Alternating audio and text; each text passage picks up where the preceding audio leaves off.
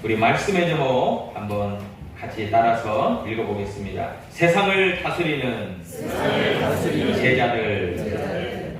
이 제목으로 우리 제자도 말씀 시리즈 그 5번째 시간을 우리가 함께 나누도록 그렇게 하겠습니다.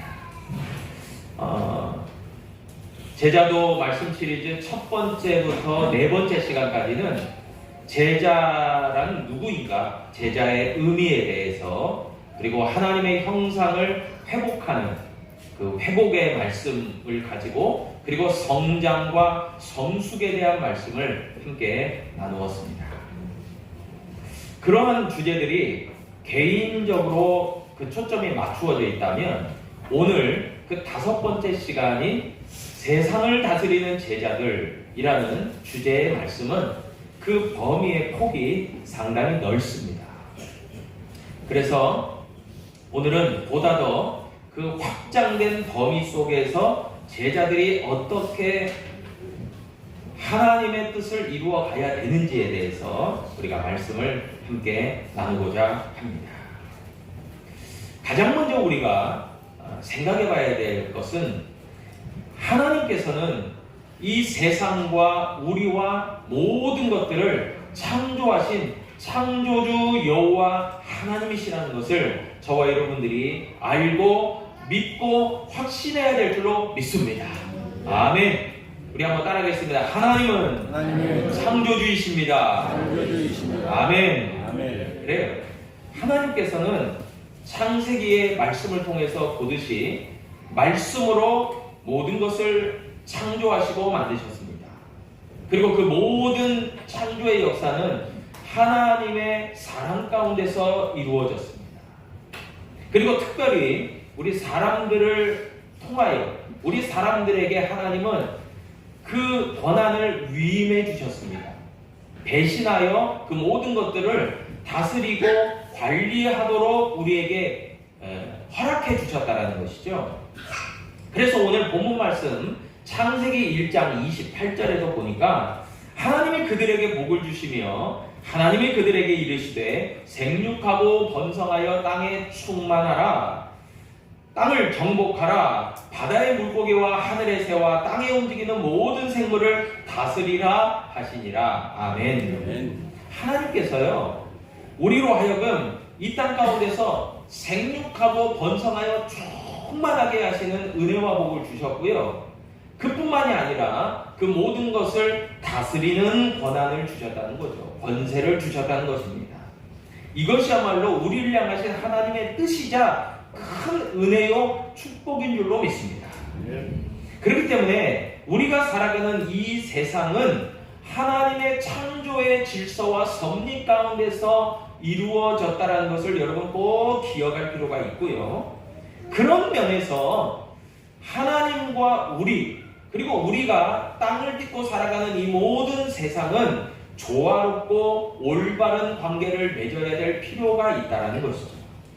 그것이 우리가 성경에서 발견하는 하나님의 뜻입니다. 그런 면에서 하나님의 정하신 질서가 있다는 것을 우리는 꼭 기억해야 해요. 그것이 바로 관계성이라는 것입니다. 그래서 하나님은 우리로 그런 관계를 잘 이루어 맺어가기를 원하시고, 그것이 조화롭고 평화롭게 이루어져 가기를 원하세요. 그것이 바로 하나님이 우리를 향해서 뜻하시는 선입니다. 하나님과 우리들의 관계, 그리고 우리와 사람들과의 관계, 사람들과 사람들과의 관계, 그리고 사람들과 세상의 관계를 모두 다 중요하게 생각하시는 거예요. 그래서 성경에 보면은 너무나도 조화롭고 평화롭고 아름다운 그 조화를 우리는 창세기에서 볼 수 있습니다. 그것이 바로 창세기에서 나오는 에덴 동산이 그와 같은 곳입니다. 그런데 그 에덴 동산 같은 곳을 이사야 선지자가 이사야 11장 6절로 9절의 말씀에 보니까 이런 말씀이 나옵니다. 그때에 이리가 어린 양과 함께 살며 표범이 어린 염소와 함께 누우며 송아지와 어린 사자와 살찐 짐승이 함께 있어 어린 아기에게 끌리며 암소와 곰이 함께 먹으며 그것들의 새끼가 함께 엎드리며 사자가 소처럼 풀을 먹을 것이며 젖먹는 아이가 독사의 구멍에서 장난하며 젖된 어린아이가 독사의 굴에 손을 넣을 것이라. 내 거룩한 산 모든 곳에서 해됨도 없고 상함도 없을 것이니 이는 물이 바다를 덮은 같이 여호와를 아는 지식이 세상에 충만할 것임이니라. 말씀입니다. 여러분, 에덴 동산이 이야기하는, 이사야서 11장이 이야기하는 이 놀라운 조화, 이 평화, 이 화목, 이런 놀라운 관계성, 이런 놀라운 하나님 안에서의 선함과 이 놀라운 아름다움, 이것들이요 하나님의 뜻이라는 거예요. 우리를 향하신 하나님의 놀라우신 은혜요 뜻이라는 것입니다.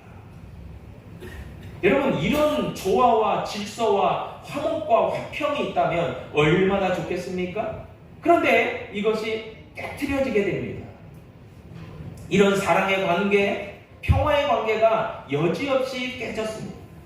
우리가 잘 알다시피 아담과 하와로 말미암는 원죄를 통해서 모든 것이 깨트려집니다.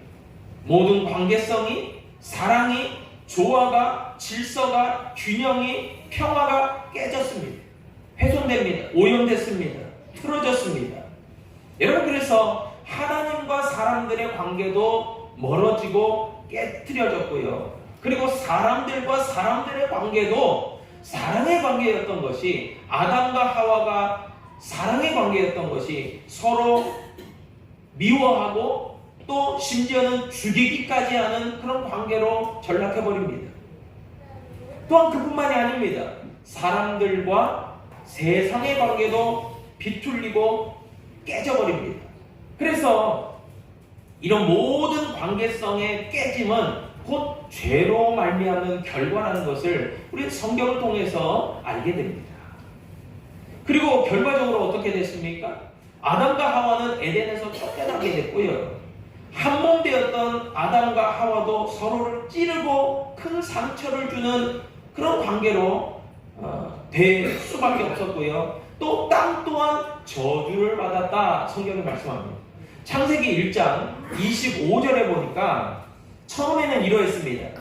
하나님이 땅의 짐승을 그 종류대로, 가축을 그 종류대로, 땅에 기는 모든 것을 그 종류대로 만드시니 하나님 보시기에 좋았더라. 한번 따라하겠습니다. 하나님 보시기에 좋았더라. 너무나 좋았다는 거예요. 그렇게 좋았던 것이, 원래는 그랬던 것이, 하나님의 창조의 질서와 섭리와 뜻 가운데서는 그렇게 좋았던 것이, 너무나 아름다웠던 것이 죄로 말미암아 다 깨트려졌다는 것이죠. 깨트려진 것만이 아니라 그 결과로 고통이 찾아오고 땅 또한 저주를 받게 되었다라고 성경은 우리에게 가르쳐줍니다.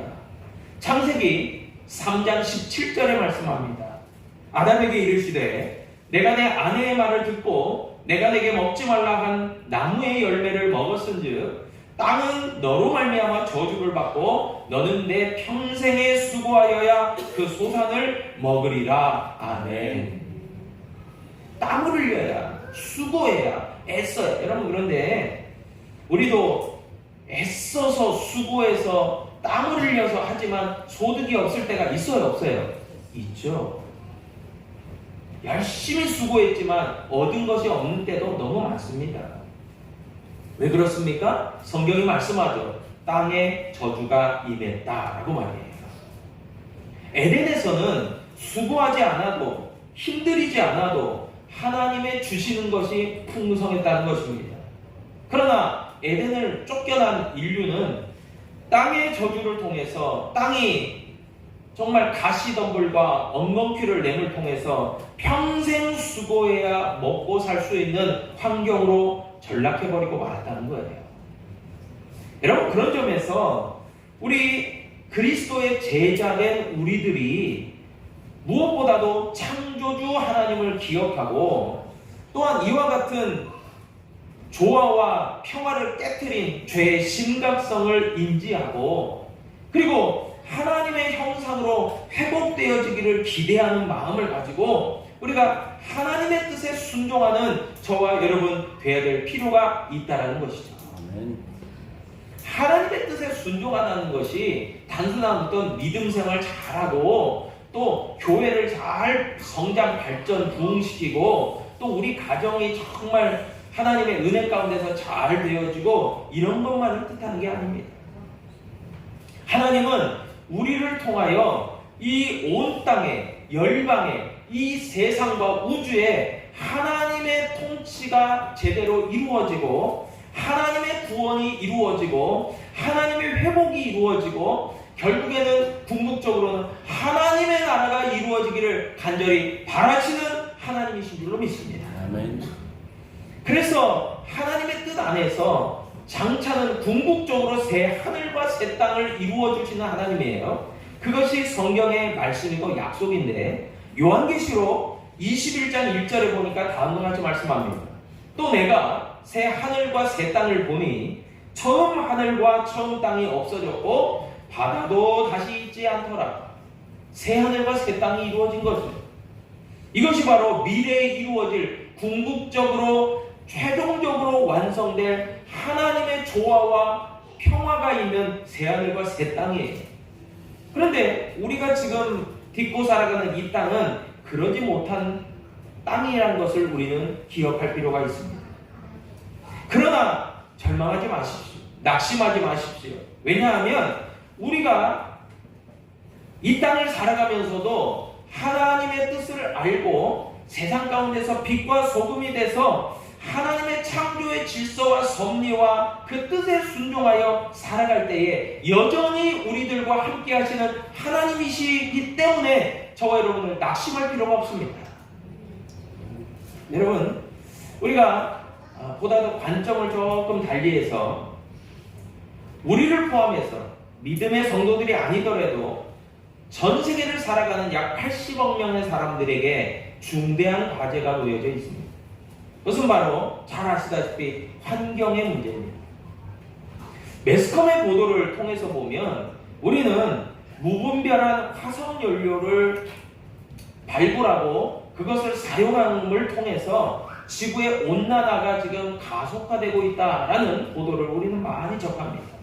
남극과 북극의 얼음이 점점 빙하가 녹아져 내림을 통해서 해수면이 상승하고 그로 인해서 남태평양의 여러 섬들은 벌써 수몰되고 있습니다. 그뿐입니까? 예측 불가한 기후변화로 인해서 너무나 많은 태풍이 몰려오고도 있고 그리고 지진과 쓰나미 그리고 폭염과 폭설이 계속되고 있습니다. 여러분 우리가 잘 아는 강릉 같은 경우도 제가 한 이틀 전에 뉴스예요. 방금 정말 하루 전날인데 꽃이 폈어요. 강릉에. 그래서 야, 이 봄이 오나 보다 했는데 그 다음 날인가 바로 폭설이 내렸어요. 그래서 눈치 오느라고 정신이 없어요.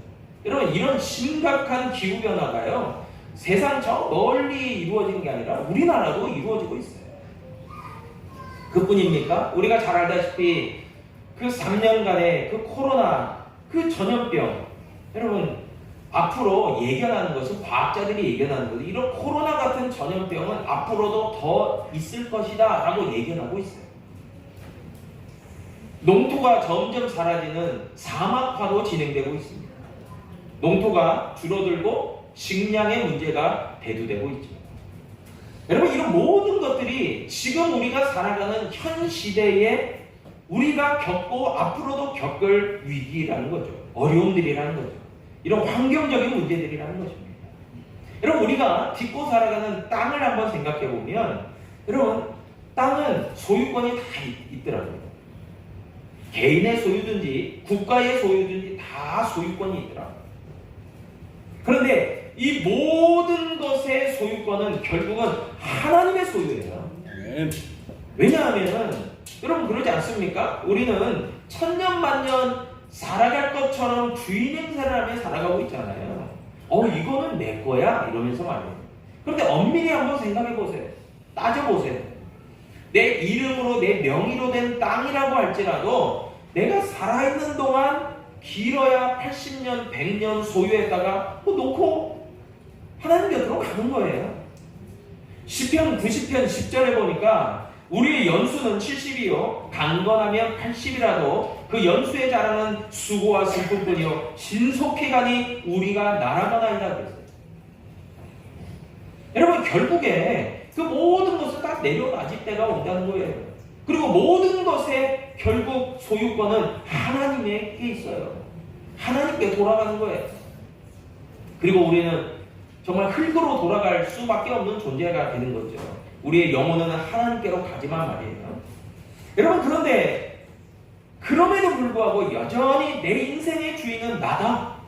내 명의로 된 땅도 내 거다.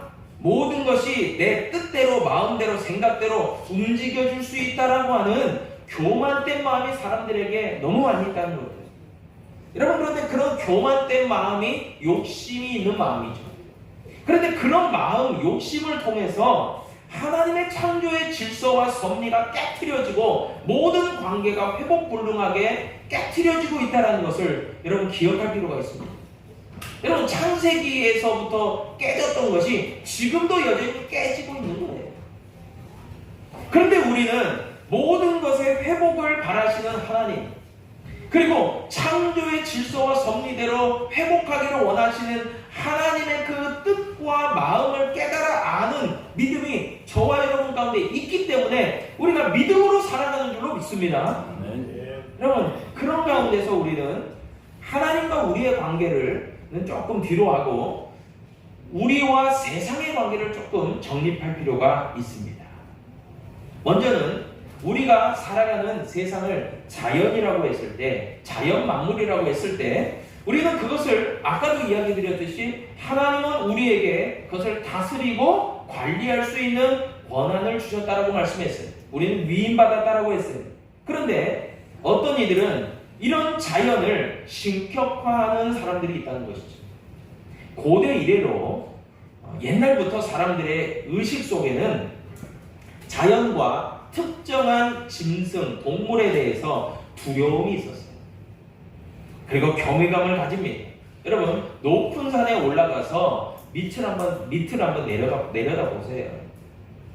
여러분 얼마나 경이롭습니까? 대단합니까? 여러분 저는 가보진 않았지만 가깝게는 저 중국 같은데 장각이나 그런 높은 산들이 있지 않습니까? 그런 데 가면 야 이런 자연의 조화, 이런 자연이 어떻게 이루어졌지, 형성됐지 놀람을 금치 못합니다. 그러다가 사람들은 두려워하는 마음 못지않게 경외하는 마음이 들면서 그런 자연 만물을 신격화하며 살아왔다는 거죠. 그래서 모든 자연 만물에는 신이 깃들어 있다, 신령한 것이 깃들어 있다라는 범신론적 신관을 갖고 있었던 거예요. 그리고 정령 숭배를 신앙하게 되어집니다. 모든 것에 신이 임한다. 여러분 그래서 제가 네팔이나 인도도 선교 여정을 갔다 왔지만 3억 3천 개의 신이 힌두교에는 있다는 거 아십니까? 모든 것에 정령이 깃들어 있다. 그런 신앙이 힌두교 신앙이죠. 여러분 그런 신관을 믿는 사람들은 현재도 많습니다. 제가 경험해보지 못한 시대지만 옛날에는 그랬다고 그러잖아요. 그 시골에 같은 데도 집에도 보면은 집에 신이 있대요. 그리고 부뚜막에도 신이 있대요. 그런 거 다 우리 연세가 좀 있으신 분들은 다 들어보시지 않았습니까? 여러분 그런 신관을 갖고 있는 거예요, 사람들이. 그런데 이런 신관이 창조주 하나님에 대한 분명한 도전이에요. 그리고 거역이고 불순종이에요. 우리가 그것을 잘 깨달아야 돼요. 그래서 우리가 바라보는 세상과 자연 만물은 하나님이 우리에게 잘 다스리고 관리하라고 위임하신 그런 터전임을 우리는 기억해야 됩니다. 우리가 경외하고 두려워하고 그것을 섬기고 해야 될 대상이 아니에요. 오직 우리가 믿고 섬기고 경외해야 될 대상은 창조주 전능의 하나님이신 줄로 믿습니다. 이런 개념이 있고요. 또 정반대되는 개념이 있어요. 그 정반대되는 개념으로 살아가는 사람들도 많습니다. 그 두 번째 개념은 뭡니까? 첫 번째가 경외하고 숭배하는 태도였다면 두 번째는 자연 세계, 자연 만물은 정복하고, 여러분 여기에서 문제가 있는 거예요. 창세기 1장 28절을 여러분 우리가 역사적으로도 알지만 대항해 시대가 열리죠. 유럽에서. 먼저는 스페인과 포르투갈을 통해서 대항해 시대가 시작이 되어지고, 그 다음부터는 세계 열강이라고 할 수 있는 뭐 영국이나 뭐 네덜란드나 그리고 프랑스나 뭐 이런 나라들이, 이제 독일이나 이런 나라들이 이제 합류하게 됩니다. 대항해 시대가 열리면서 이 서부 유럽은 이제 급속하게 아프리카로, 아시아로, 또 미지의 세계였던 남아메리카로, 북아메리카로 영역을 확장해 갑니다. 그럴 때 저들이 가지고 있었던 개념이 뭐예요? 창세기 1장 28절을 오해합니다. 잘못 적용합니다. 정복하라. 여러분, 이 정복이 그 정복이 아니에요. 무력으로, 힘으로 빼앗는 정복이 저들의 개념이었다면, 하나님께서 정복하고 다스리는 것은 하나님의 말씀대로, 하나님의 뜻대로, 하나님의 그 조화와 균형과 화목의 관계로 회복하라는 것인데, 그렇게 이루어가라는 것인데 잘못 오해한 거죠. 그래서 침략하고 빼앗는 아주 역사를 이루어냅니다. 그래서 정복하는 거죠. 빼앗는 거죠. 착취하는 거죠. 여러분, 그런 의미에서 하나님의 역사를 우리는 오해하면 안 돼요. 하나님의 말씀을 제대로 해석하고 이해할 필요가 있습니다.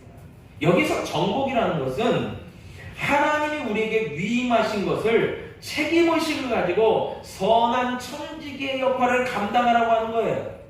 베드로전서 4장 10절이 말씀하죠. 각각 은사를 받은 대로 하나님의 여러 가지 은혜를 맡은 선한 청지기같이 서로 봉사하라. 아멘. 여러분, 청지기가 뭡니까? 청지기는요, 주인이 있고요, 그 주인 밑에서 주인의 것을 맡아서 위임받아서 관리하는 사람, 곧 다른 말로 이야기하면 매니저 같은 역할이 청지기입니다. 주인은 따로 있는 거예요. 주인의 것을 맡아서 행사하는 사람이 관리자예요. 청지기예요. 여러분, 우리를 하나님은요, 이 세상을 다스리는 선한 청지기로 우리를 불러주셨다는 거예요. 그래서 그것을 하나님의 창조의 질서대로 잘 다스리고 관리할 일꾼되게 우리를 불러주셨다는 거예요.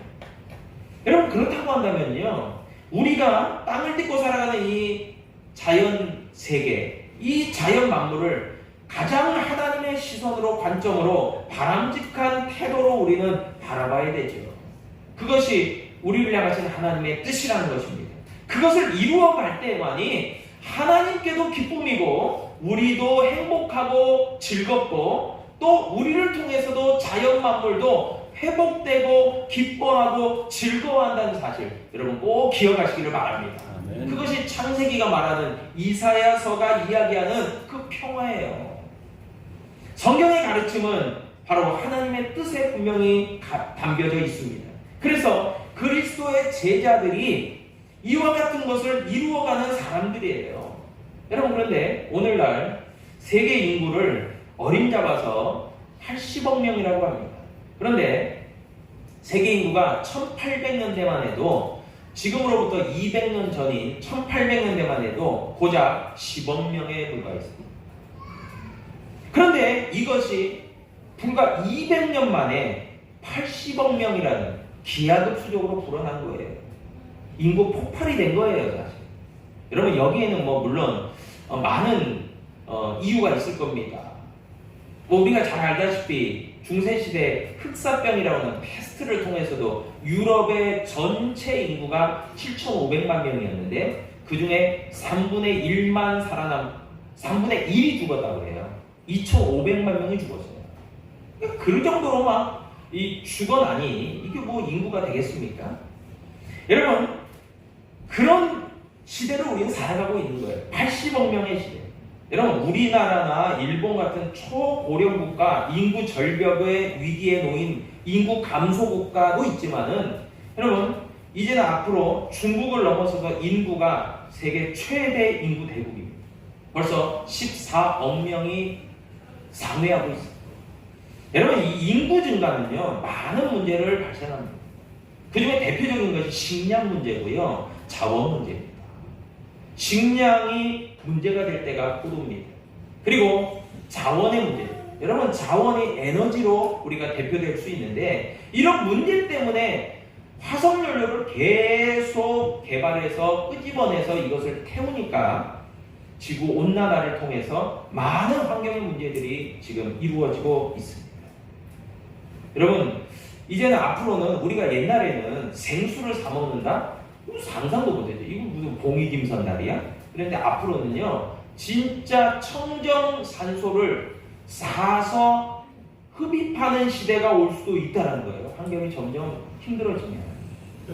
여러분, 우리의 상상을 초월하는 시대가 곧 올 수도 있습니다.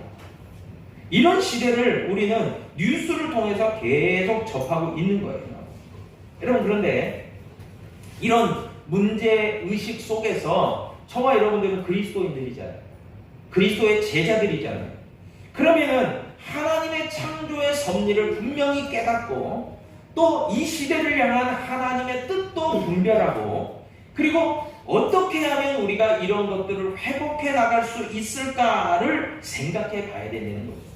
저는 이 말씀을 준비하면서 묵상하고 기도하면서 생각해 봤습니다. 하나님, 우리가 이런 엄청난 문제를 앞두고 우리 어떻게 해야 됩니까?